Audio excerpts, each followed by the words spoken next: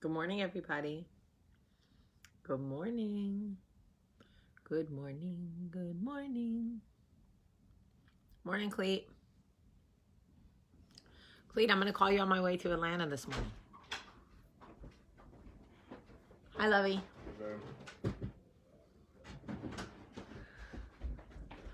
Oh, hello, Popeye. Do you have your toy? Be careful. Be careful. Back up. Back up. Back it up. Back it up. Good morning, everybody, and welcome to Coffee Talk. The dog, the door, the kids, the husband, the dog. Anyway, thank you for everybody who reached out about the tornadoes. They were not in Birmingham. They were about 2 hours away. And we got a lot of really bad rain in Birmingham all day. I mean, it poured yesterday, but none of the tornadoes came here. Oh gosh, now I pulled a tick off the dog yesterday. Let me tell you what I'm not cut out for. What I'm not cut out for is pulling ticks off animals, okay? I'm cut out for kids, poop, strep, conjunctivitis, whatever. I'm not prepared or cut out for pulling insects off animals. That's where I draw the line. Anyway, so what else? I just took a shower, and I'm gonna get my hair done and drive to Atlanta. Yes, Jay, tornadoes, lots of tornadoes in Alabama. We have a terrible tornado season, and those of you who have been with me a long time, actually, you weren't with me then because it was when Charlie was born, the year Charlie was born, she was born in November. In April came the big tornadoes in Alabama. They came right through my backyard. I watched the tornado. Now, I'm from Jersey. We don't have tornadoes in Jersey, okay? We have hurricanes in Jersey, and we have fights outside the 6 and 12 in Jersey, but we don't have tornadoes. So I called Michael in Montgomery and was like, there's a tornado. And he was like, where is it? I was like, in the backyard. He was like, get in the basement. Get in the basement? What? And all of my breast milk, 400 ounces of breast milk, 400 ounces. I want you to understand what that is like. 400 ounces of breast milk defrosted, wasted down the sink because the tornadoes took the power out and the generator couldn't run the freezer in the garage, the deep freezer in the garage, and everything else. If you have ever had to dump breast milk down the sink, just so you know, if that's PTSD. That is PTSD. Hold on, let me shut the door.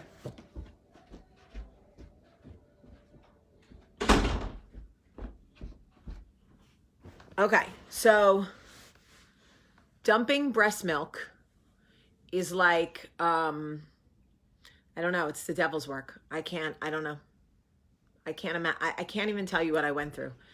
I didn't care about the damage to the yard. I didn't care. Anyway. Okay, so I want to tell you guys something about marriage. Okay? I posted something the other day about growing up in a home that didn't have love. I forget exactly what it said, but it was something like children won't benefit from growing up in a home with a lack of love, hey Nan, and bad energy.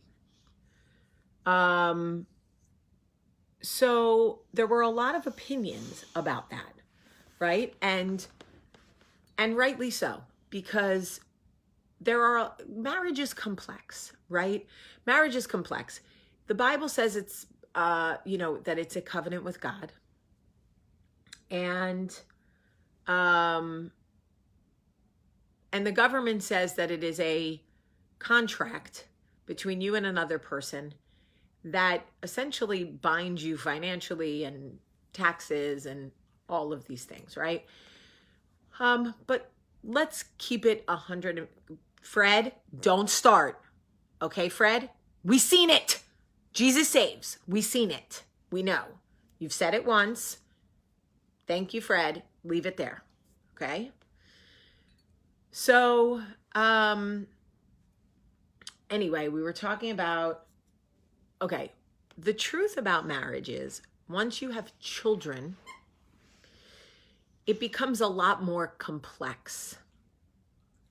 Okay? It no longer is about the Bible.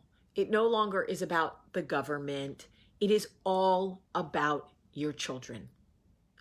When a woman becomes a mother, okay, everything is about her children.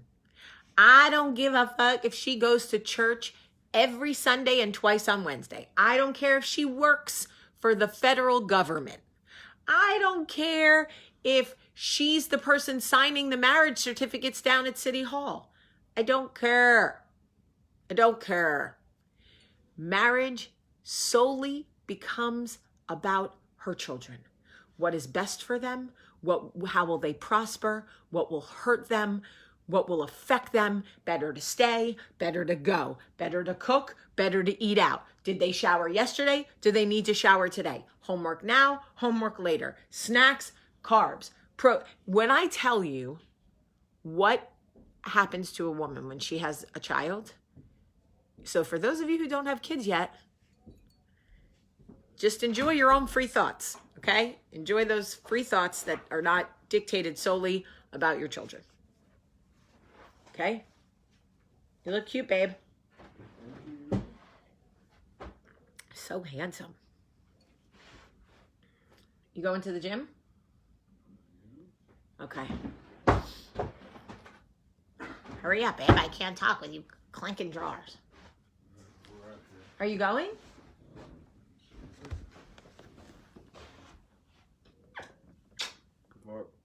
I love you. Have a great day. Leaving? Yes. Tell my babies to stick their heads in, please. Okay. So right now, people who don't have children are going, well, God said, right. And the government said, right. People who have children, they don't hear you. That's a bunch of noise. Okay? God said, right. I understand what the Bible says. And I understand what the government says. But the only thing a woman cares about once she becomes a mother is her children. Her children, her children, her children, her children. It doesn't matter. Okay? Did you ever see an animal in the wild who can't find its child, but it can hear the noise that the baby's making?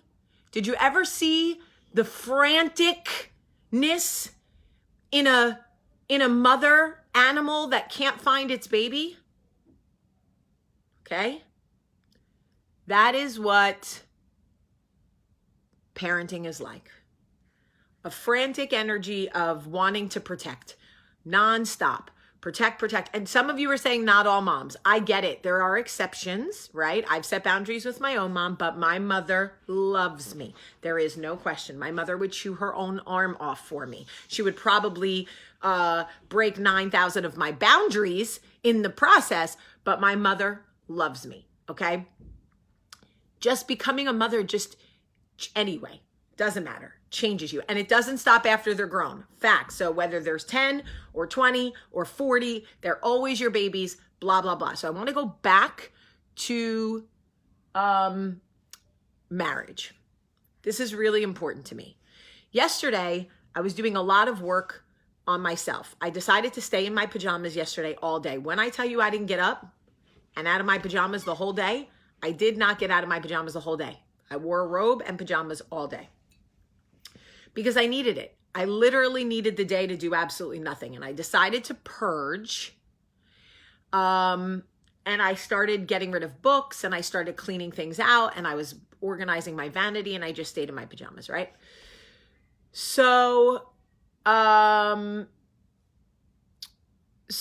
was thinking about my marriage, and the truth is that a lot of the comments on that post were people give up on marriage too easily. You have to work at it. Now, this is like saying, essentially, you're playing partners tennis, right? You're playing partners tennis, you and your partner, against Serena and Venus. And your partner puts the racket down and starts clipping his toenails. Okay?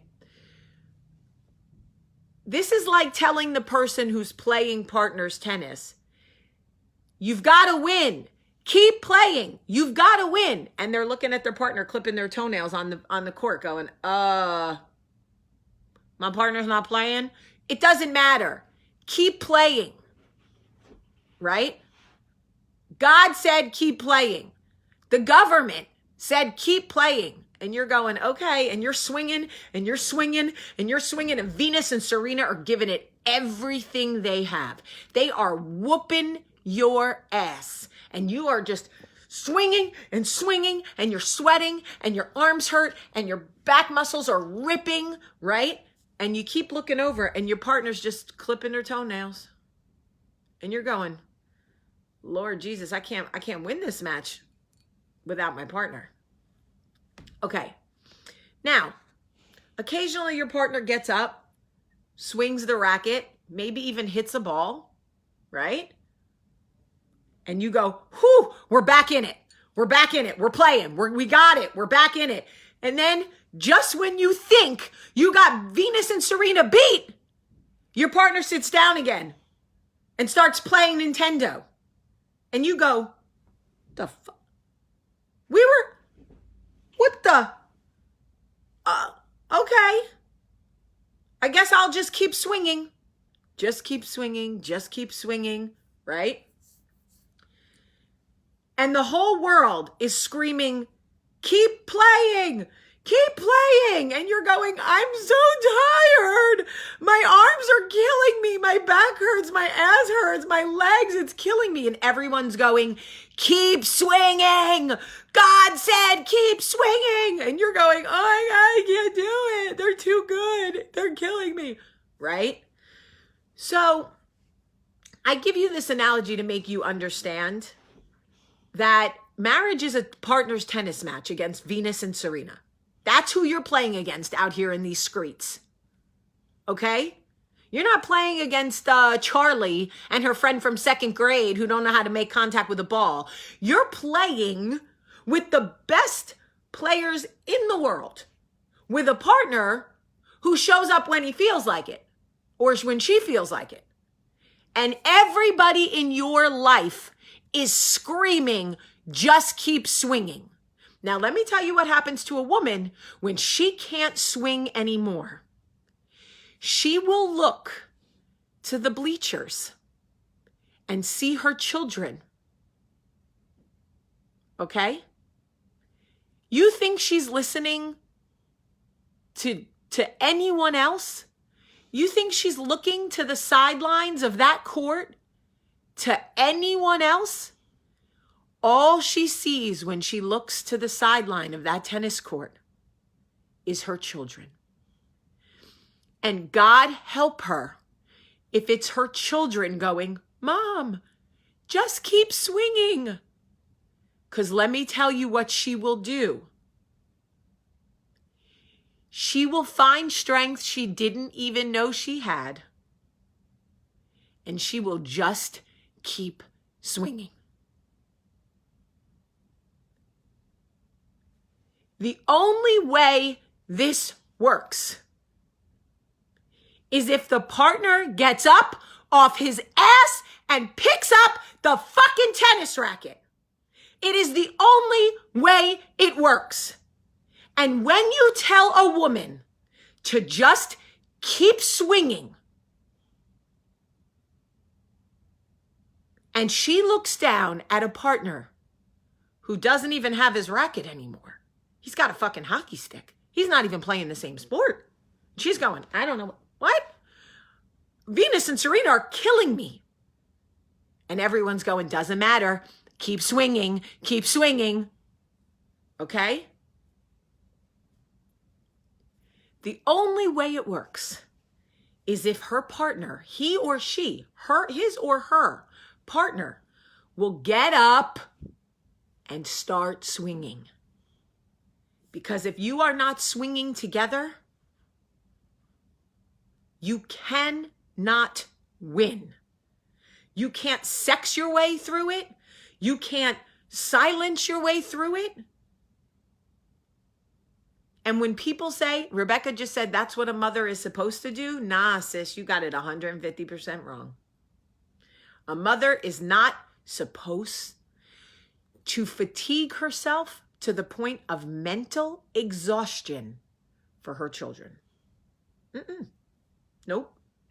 You cannot raise children like that. You will exist. You will not thrive. Okay? You know why pediatricians always say, look at the baby, not the numbers. Is the baby thriving? Is the baby thriving? Look at the baby, not the numbers. Because the only thing we were created to do in this life is thrive. We were not created to exist. And too many of you feel social pressure to exist. You don't even know what it's like to thrive. You have no idea what it's like to get up in the morning and feel something because you are so fucking numb because you have just been swinging and swinging and swinging. You're so far from thriving. Venus and Serena have shoved a whole racket up your ass at this point.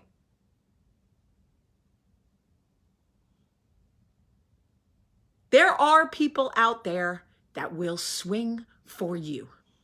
There are men and women out there that would kill to swing for you. And if you need to get off the doubles court for a while and swing for yourself, walk off the court. And if your children don't get it, and they won't, you take them by their hand and you walk them to a new set of bleachers and you say, this is our court for now. But guess what? Mommy is still swinging. I'm just swinging for us right now. I'm just swinging for us. Nothing changes about the way I play in this life for you. Nothing changes about the way I love you. Nothing changes for how hard I work for you. But I am swinging for us right now.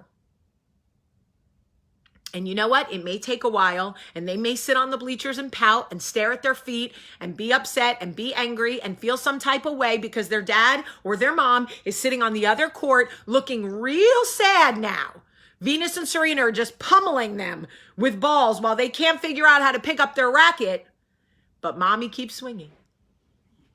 And they go, but look, they're all alone. No, they're all alone now.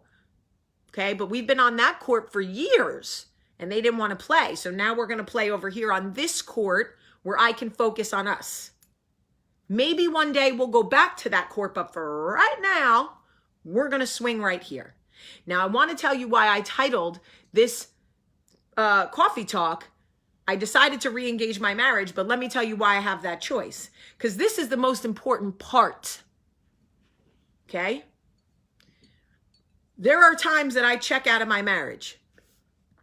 Okay? Mentally, emotionally, physically, I'm out. Never checked out of my children. But there are times I'm checked out of my marriage. And I'm not angry at Michael. I'm tired. I'm tired of swinging the racket by myself. And people go, but he's such a great dad. You get to travel and work and he's such a great dad. You remember Chris Rock? You don't get a medal for being a good father. So stop it with the nonsense. Oh, but there are so many men that are out there that aren't good fathers. And there's a lot of men out there that don't murder. So should I clap for Michael every day he doesn't kill somebody? Sit down and stop it. The expectation for men in this country is so fucking low that everybody wants me to constantly clap and literally take a straw and blow happy breath up Michael's ass because he takes care of his children. I'm not finna do that. Because we both laid in that bed. We both made babies together. We knew how babies were made. So stop. Just stop. Okay? Now, we're talking about husbands and marriage. We're not talking about fathers, okay? There are times I check out of my marriage because I'm exhausted of swinging by myself. Last night I said to Michael, thank you so much for building my vanity. Thank you for loving me the way that you do. I love you. And you know what he said? He said, are you going to eat pizza every night? I said, I just want to make sure if I was writing a script for a movie that I fully understand the way that dialogue went. And he smirked because he already knew what was coming. I said, let me just be sure. I just thanked you for something you did for me and thanked you for loving me. And your response was, are you going to eat pizza every night? Y'all,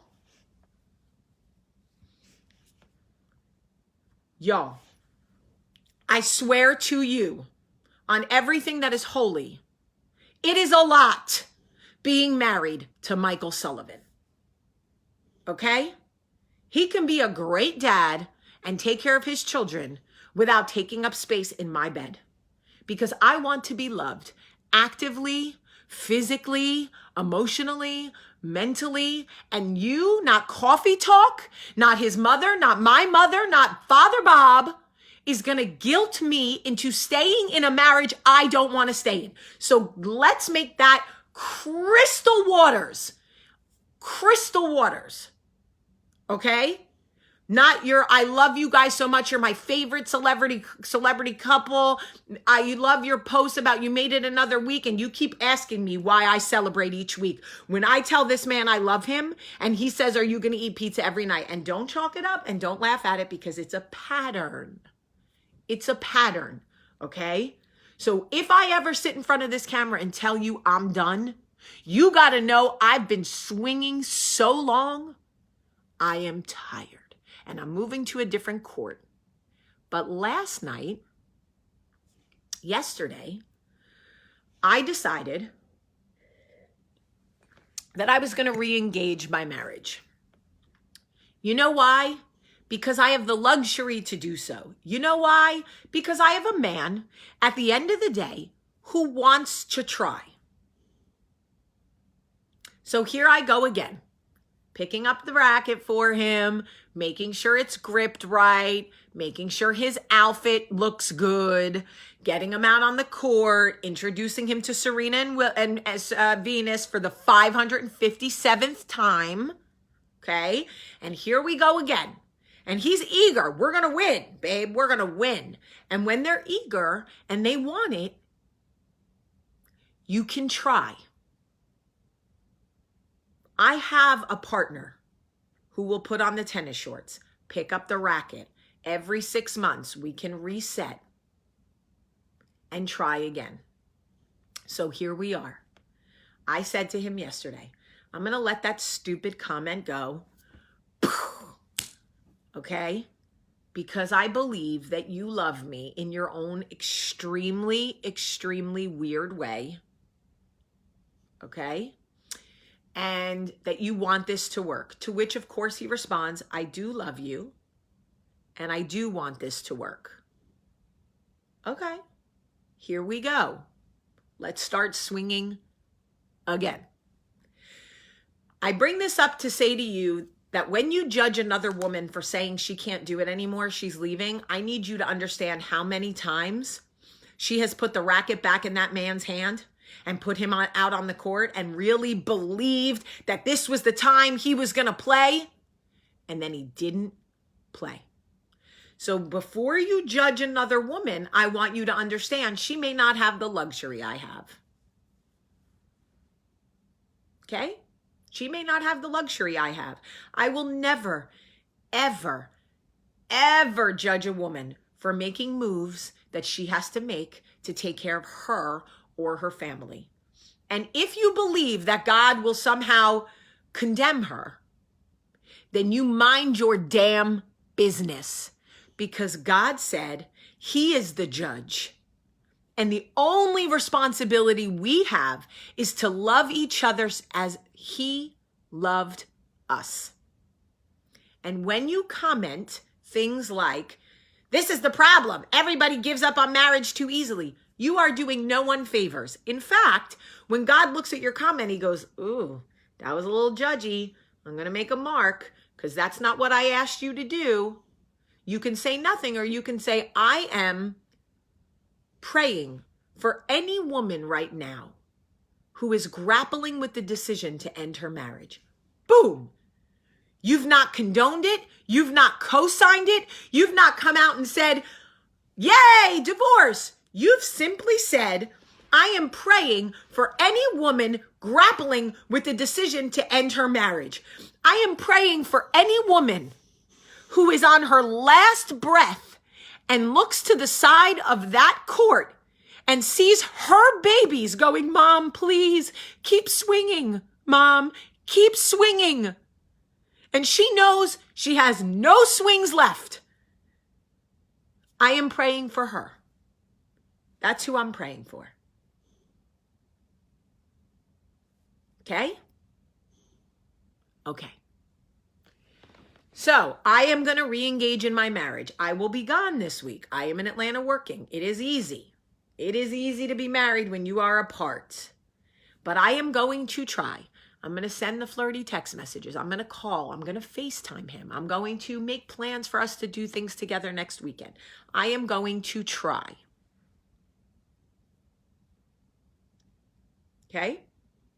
But I have the luxury of doing that because my husband wants to try. Now, this is a fair question before I hang up because I got to go. Susan said, how has this changed since you met him? He must have had those qualities when you met him and you either let it slide or get used to it. That felt good, Susan. Thank you for that comment. My husband, how has it changed? My husband has become all about his children. And no, he didn't have that when we got together because guess why, Susan? We didn't have children. See how that works?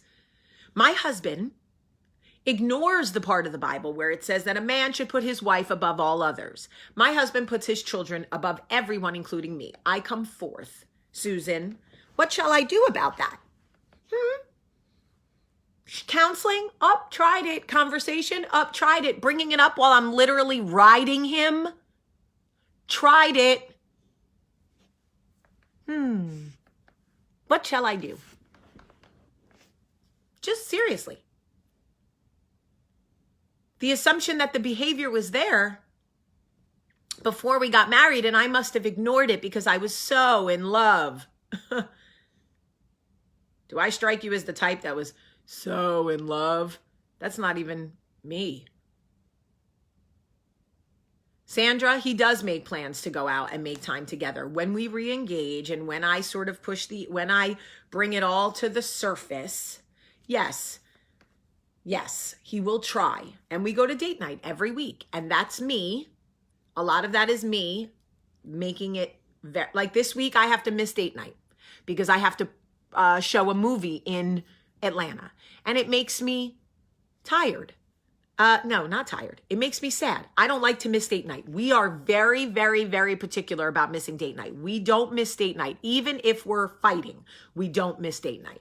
So I hate that I have to miss it, but I do this week. So we'll go Friday or Saturday. We'll go another night.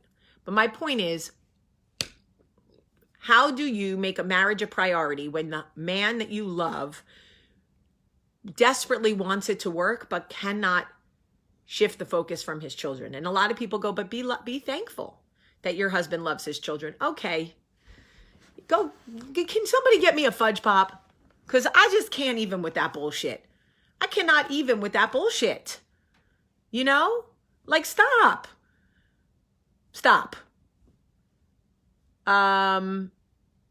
Oh, Ashley, shouldn't do anything about it. Kids come first. Oh, I bet you're having great sex. Okay. All right, I gotta go. I love you guys so much. And it is a very sensitive subject, and it is painful, and it is hard, and a lot of us are tired, and I am definitely quippy. So I apologize to Susan because it's a lot, Susan. I love you, and I'm grateful that you're here, and I thank you for your question and your comment. I am just tired. All right. I love you guys so much today. Have a great, great day.